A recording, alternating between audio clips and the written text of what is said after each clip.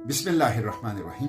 अस्सलाम वालेकुम वरहमतुल्लाह। जैसे कि आपको इल्म है कि डॉक्टर आफिया की बहन डॉक्टर फौजिया और डॉक्टर आफिया के वकील क्लाइव स्मिथ इस वक्त वाशिंगटन में हैं और डॉक्टर आफिया की रिहाई को एक आखिरी पुश देना चाहते हैं।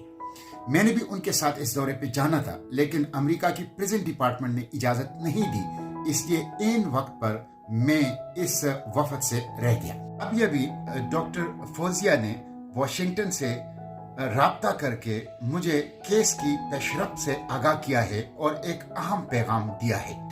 सबसे पहले मैं आपको डॉक्टर फौजिया का पैगाम सुनाना चाहता हूं, जो उन्होंने वाशिंगटन से पाकिस्तानी अवाम बिलखसूस और पूरी दुनिया में डॉक्टर आफिया से मोहब्बत करने वालों के लिए भेजा है। ये डॉक्टर फौजिया का पैगाम है, ये पैगाम सुन लीजिए।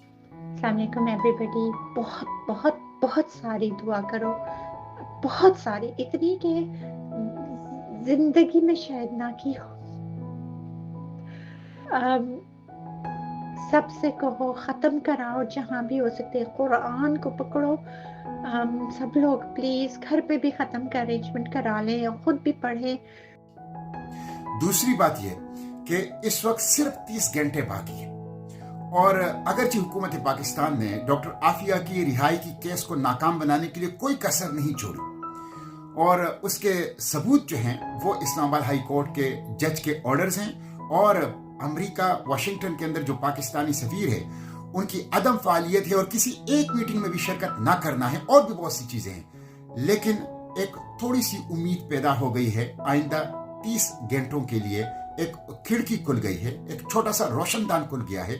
उससे उम्मीद पैदा हो गई है कि 22 साल से अमेरिकी जेल में डॉक्टर आफिया हो सकता है रिहा हो जाए। इसलिए आइंदा 30 घंटे बहुत अहम हैं, इसमें ढेर सारी दुआएं भी कीजिए।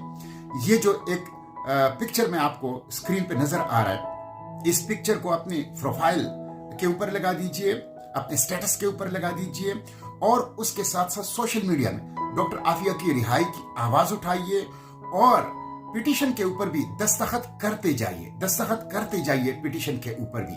और एक ताकतवर कैंपेन डॉक्टर आफिया की रिहाई की आइंदा 30 घंटों में उठाइए। हम अल्लाह से दुआ करते हैं कि ये मजलूम बेटी हाफिज कुरान जो 22 साल से बेगुनाह अमेरिकी जेल में है, अल्लाह ताला अपनी कुदरत कामिला से इनको रिहाई दिला दे। इस पैगाम को ज्यादा से ज्यादा लोगों तक पहुंचाइए। बहुत शुक्रिया।